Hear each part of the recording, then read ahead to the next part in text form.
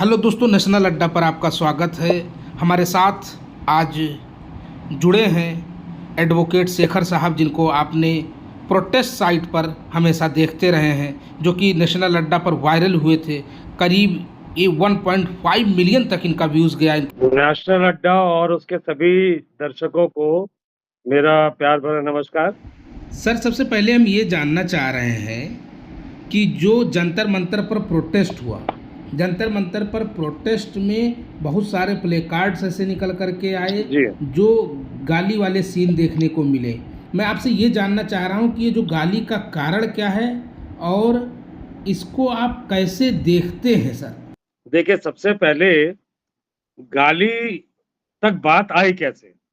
ये प्रोटेस्ट 2 हिस्सों में हमें इसको देखना पड़ेगा।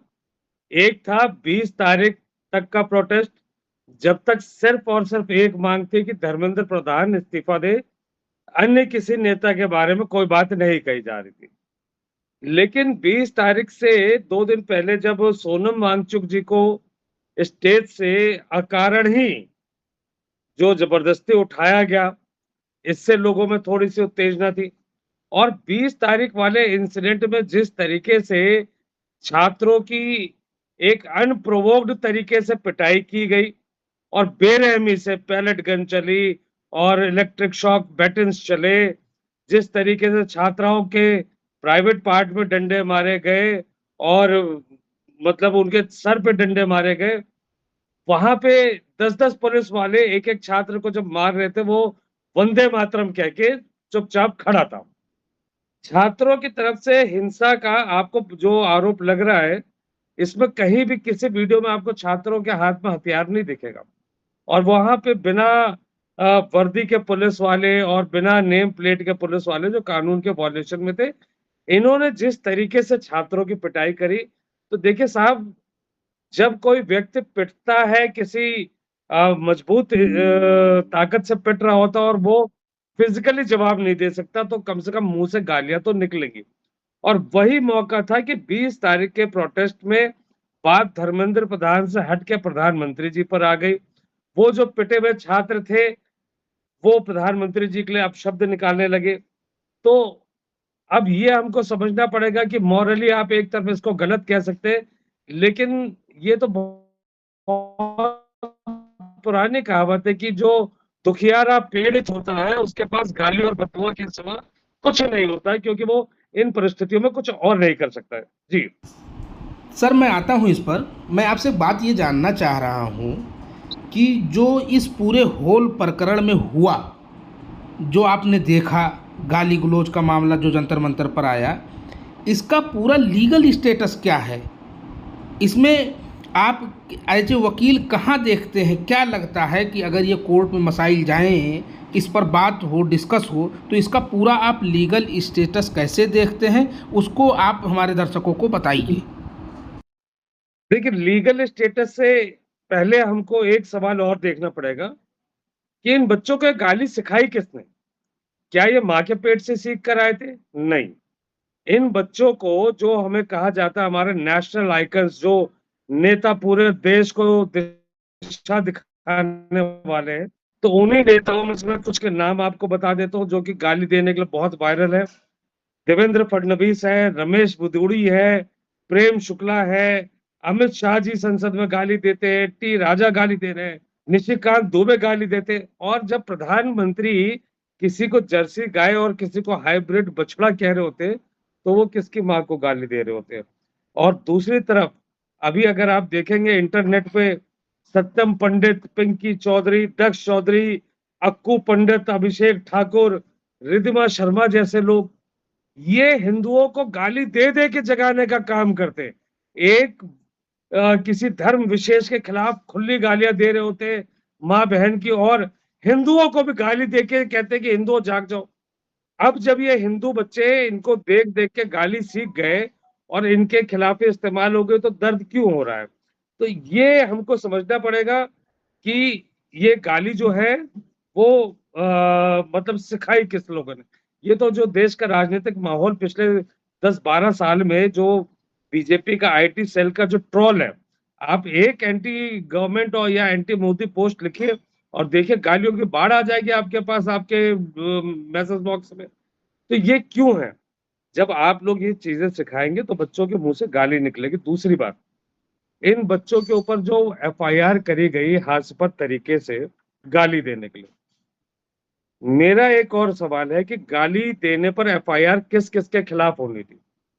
20 तारीख के बाद तो बच्चों ने गाली दी, उसके पहले पूरे देश ने देखा, धर्मेंद्र प्रधान हो, मनोज तिवारी हो, हरदीप पुरी हो, एक से एक नेता ये कह रहे थे कि ये जो बच्चे बैठे हैं ये गद्दार है, विदेशी एजेंट है, इनको विदेशी फंडिंग आ रही है। तो क्या ये गाली नहीं है? गद्दार किसी को कहना क्या गाली नहीं है? जब आप किसी को माँ या बहन की गाली देते हैं तो आप उस व्यक्ति के माँ या बहन के साथ एक अवैध संबंध की तरफ इंगित करते हैं। यहाँ तो भारत माता के साथ, जब आप किसी को गद्दार कह रहे हैं, भारत माता के साथ उसके संबंध को अवैध बता रहे, तो वो ज्यादा शर्मनाक है या किसी को ये इंडिविजुअल गाली मिल गई? और इन गालीबाज नेताओं पे क्या, इन केंद्रीय मंत्रियों पे क्या कोई एफआईआर हुई? इन पे नहीं होनी चाहिए थी। और ये बच्चे अगर विदेशी एजेंट थे, ये बच्चे अगर गद्दार थे, तो सरकार ने इन्हीं के साथ जाके समझौता क्यों किया? क्या सरकार विदेशी एजेंटों और गद्दारों के साथ समझौता करने वाली कमजोर सरकार है? तो देखिए, वो एक तबका पूरा बच गया जो कि इनको प्रोवोक कर रहा था, इनको गाली दे रहा था। लेकिन ये वाली गालियां, इस पर आपने देखा होगा 15 साल की बच्ची पर एफआईआर हुई है। ट्रोल्स जो है वो उनके घरों तक पहुंच गए, उनके फोन नंबर, उनके घरों के एड्रेस को पब्लिक कर रहे। जबकि इसमें आपको मैं एक बड़ी मजेदार बात बताता हूं कि जिन धाराओं में ये मुकदमा दर्ज किया गया, ये धाराएं कानून के हिसाब से कहीं टिकने वाली नहीं। इसमें सबसे पहले लगाई गई है सेक्शन 352 बीएनएस। ये क्या कहती है कि अगर कोई व्यक्ति किसी की डेलिबरेटली इंसल्ट करता है, if someone deliberately insults another person knowing it could likely incite them to disturb public peace or commit an offense, they can be punished with imprisonment up to 2 years और fine both. ठीक है जी। अब यानी प्रधानमंत्री जी की ऐसी deliberate insult हो रही थी कि दिल्ली पुलिस को आशंका थी कि प्रधानमंत्री पब्लिक पीस को जो है डिस्टर्ब कर सकते हैं या कोई ऑफेंस कमिट कर सकते हैं। ये तो प्रधानमंत्री पे उल्टा आरोप लगा रहे हैं, ये तो प्रधानमंत्री पे उल्टा आरोप लगा रहे हैं। मतलब ऐसी बेहूदगी, और ये बेलेबल ऑफेंस है। और आप जब ये 352 बीएनएस रुचिका सिंह या किसी अन्य बच्चे पे लग सकती है, तो वो उन केंद्रीय मंत्रियों पे क्यों नहीं लग रही जो इन बच्चों को गद्दार कह रहे? और किसी को कोई गद्दार कहेगा तो क्या कोई गाली में भी जवाब नहीं देगा? तुम भारत माता के साथ उसके संबंध को, बच्चे के संबंध को अनैतिक बता दोगे तो वो तुम्हारे खिलाफ क्या कोई बात नहीं कहेगा? तो ये देखिए गाली देने का, और इसके अलावा इसमें 353(1) और 356(1) लगी थी। इसमें कंप्लेन सिर्फ प्रधानमंत्री कर सकते थे, किसी तीसरे पक्ष का कोई हक नहीं था कंप्लेन करने का। तो कल किसी चैनल डिबेट में जिन वकील साहिबा ने, स्मृति सिंह ने ये एफआईआर करी थी, वो मेरे साथ थी और उनके पास इन बातों का कोई जवाब नहीं था जो मेरे प्रश्न थे। और उन्होंने खुद कहा, देखिए अब ये मैं आपको बताता हूँ कि जैसे आपने मुझसे पूछा, फॉर एग्जाम्पल कोई भी नाम ले लेते, आपने पूछा कि भाई कोई शब्बीर है, उसके बारे में आपके क्या विचार है। ये मेरा आपका एक प्राइवेट कन्वर्सेशन चल रहा है। और ये देखिए, मेरी बात को आप जंतर मंतर के इन बच्चों के वीडियो से रिलेट करिएगा। उन्होंने किसी मंच से बात नहीं कही थी, बच्चे सड़क के किनारे खड़े, कोई व्यक्ति आके कहता जी भाई फलाने के बारे में आपके क्या विचार है। अब बच्चे ने अपने विचार प्रकट कर दिए, 2 लोगों की प्राइवेट कन्वर्सेशन है। तीसरे व्यक्ति ने उसको शूट कर लिया और पब्लिश कर दिया, और चौथा व्यक्ति कह रहा है कि नहीं जी इस पे एफआईआर करो। जिस व्यक्ति की इंसल्ट हुई है, क्या उसने कोई सूचना दी है पुलिस को? अब आप मुझसे पूछते हैं किसी शब्बीर साहब के बारे में, भाई उनके बारे में क्या विचार है? मैंने कह दिया शब्बीर चोर है। अब इस बात को किसी मुकेश ने रिकॉर्ड कर लिया और वो पब्लिश कर देता है, और कोई अनिल जाके एफआईआर करा दे, और शब्बीर इसमें कुछ नहीं कह रहा है। तो आप लीगली समझिए ये मुकदमा कहां पे टिकेगा। ठीक है। अच्छा, जो 352 की जो मैंने आपको डेफिनेशन बताई, कि जिसकी इंसल्ट हो रही है, अगर उसके कहीं जो पब्लिक पीस को डिस्टर्ब करने वाली बात है या ऑफेंस कमिट करने वाली बात है, ऐसी आशंका हो, तब एफआईआर होगी। बच्चों की ऐसी किसी बात से कोई आशंका नहीं थी कि प्रधानमंत्री ऐसा कोई ऑफेंस कमिट करेंगे, पूरा देश नहीं मानता, तो दिल्ली पुलिस क्यों मानती? लेकिन जब केंद्रीय मंत्री ने बच्चों को गद्दार कहा, तो उससे बच्चों के भड़क के वॉयलेंस करने की आशंका थी या नहीं थी? अब वो तो दिल्ली पुलिस कह रही हो भी गई, तो उनके खिलाफ तो सीधा मामला बन रहा है। अगर एज पर डेफिनेशन जाएंगे, उनके खिलाफ सीधा मामला बनता है। तो मसला ये है कि इस पूरे मामले में जो प्रधानमंत्री, अच्छा एक चीज और, प्रधानमंत्री ने अपने वीडियो में बात शुरू करी फ्रेंच से। ये सारी सर दुनिया मैं आ रहा हूँ इस पर, मैं जी आपसे जी ये जानना चाह रहा हूँ सर कि अभी प्रधानमंत्री मोदी जी ने 3 वीडियो जी लाया जो कि रील फॉर्मेट में था, और वो बेसिकली ये जाहिर सी बात है कि वो कनेक्ट करना चाह रहे हैं जेनजी से। मैं आपसे ये जानना चाह रहा हूँ सर कि प्रधानमंत्री के जो वीडियो संदेश हैं, वीडियो के ज़रिए से जो संदेश देना चाह रहे हैं, उस पर आप क्या कहना चाहेंगे? और उन्होंने 3 अलग-अलग वीडियोज़ लाए, तीनों वीडियो आपने देखे होंगे, आप उस पर क्या कहना चाहते हैं? ये हम लोग हमारे दर्शकों के साथ शेयर करिए। देखिए, सबसे पहली बात, इसके पहले भी कुछ और वीडियोस आए, उनमें से एक वीडियो में आधी रात को प्रधानमंत्री ने इन बच्चों को पुकारा फ्रेंड्स। अब 2 फ्रेंड्स में अगर किसी बात में आपस में रोष हो जाए और एक फ्रेंड दूसरों को गाली दे दे, तो दूसरा क्या एफआईआर करता है क्या, या करवाता है क्या? तो ये तो सारी दुनिया में है कि फ्रेंड्स के बीच में गालियां चलती है, हक तभी माना जाता है। लेकिन यहाँ तो प्रधानमंत्री एक तरफ फ्रेंड कह रहे हैं, दूसरी तरफ ये एफआईआर इतनी सारी हो रही है, तो इसका मतलब ये तो जो जेनजी की भाषा भाषा में एक फ्रेंड्स विद बेनिफिट होता है, ये तो कोई लाभ वाली फ्रेंडशिप थी, उसके अलावा कोई फ्रेंडशिप नहीं थी।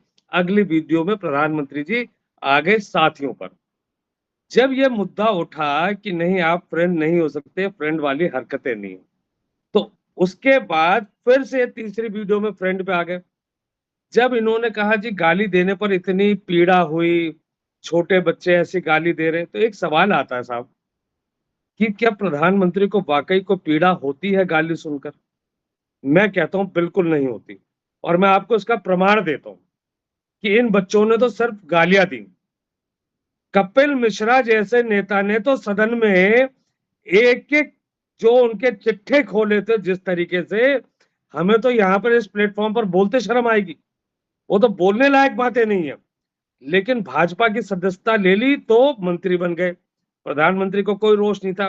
राघव चड्ढा, सयानी घोष जैसे बच्चे जो है वो मतलब वो नेता जिस तरीके से प्रधानमंत्री को क्या क्या कह रहे थे, भाजपा को क्या क्या कह रहे थे, भाजपा की सदस्यता ले ली, वॉशिंग मशीन में धुल गए। प्रधानमंत्री के मन में कोई रोष नहीं। तो ये बच्चा अगर गाली देके भाजपा का सदस्यता फॉर्म खरीद लेते, प्रधानमंत्री तो वैसे ही मुकदमे वापस कर देते। तो एक तो मसला ये है कि प्रधानमंत्री जी इन बातों से कहीं भी आहत नहीं हुए।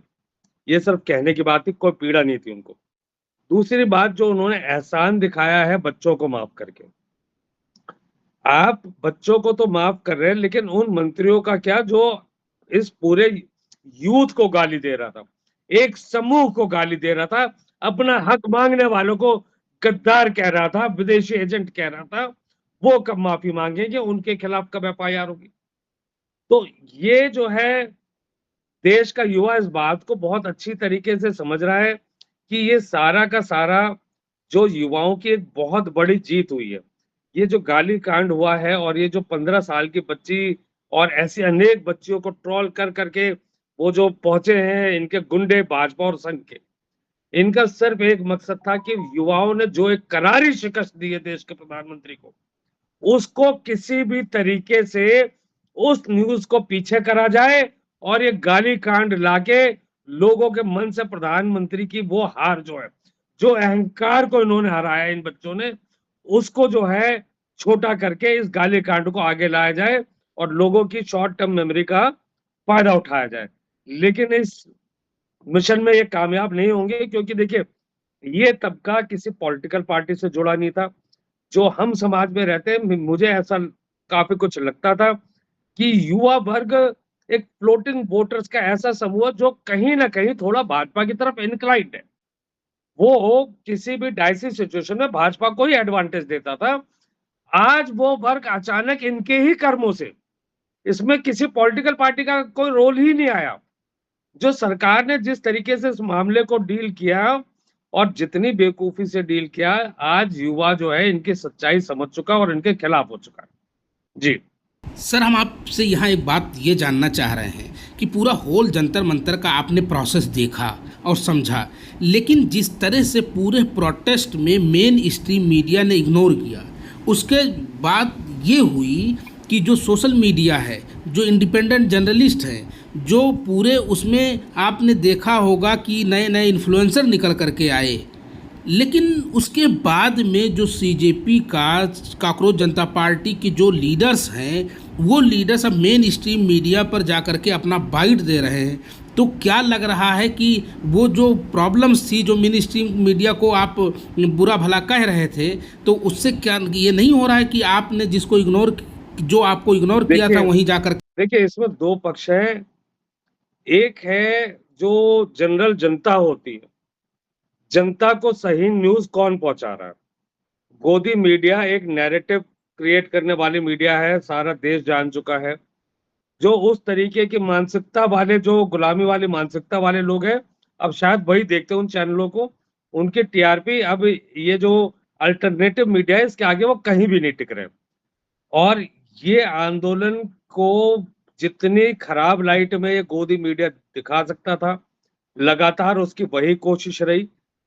और साथ ही ये अल्टरनेटिव मीडिया ने इस आंदोलन को जिस तरीके से सपोर्ट करा, तो अल्टरनेटिव मीडिया की क्रेडिबिलिटी आज इसी वजह से, आज आप घरों में देखेंगे तो केबल टीवी नहीं है, लोग यूट्यूब के सहारे हैं और वहीं पे सारा उनको अपनी न्यूज मिल रही है, जो कि बिल्कुल इम्पार्शियल और सत्य से प्रेरित होती है।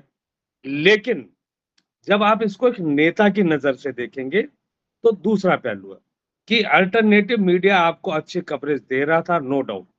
आंदोलन सफल हो गया और बहुत बड़ी सफलता थी।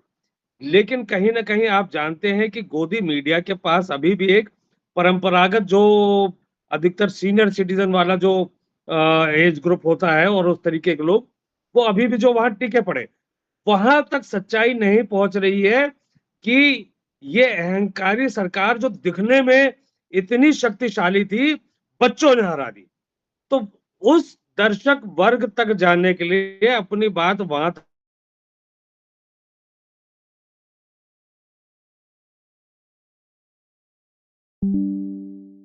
सरकार फिर से नैरेटिव ना क्रिएट कर ले, तो मुझे लगता है कि शायद आंदोलन के जो नेतृत्व करने वाले लोग थे, उनके मन में ये बात थी कि अल्टरनेटिव मीडिया तो सपोर्ट में है, लेकिन सच्चाई वहां पे बतानी बहुत जरूरी है। तो दोस्तों, आप देख रहे थे नेशनल अड्डा, और मैंने जो प्रोसेस स्टार्ट किया है उसमें हम पैन इंडिया लेवल पर लोगों का इंटरव्यू करते हैं और आपके सामने लाते हैं। ये हमारे साथ हैं एडवोकेट शेखर साहब, जो जिनको आपने वायरल नेशनल अड्डा पर देख लिया था। आप सबका थैंक यू।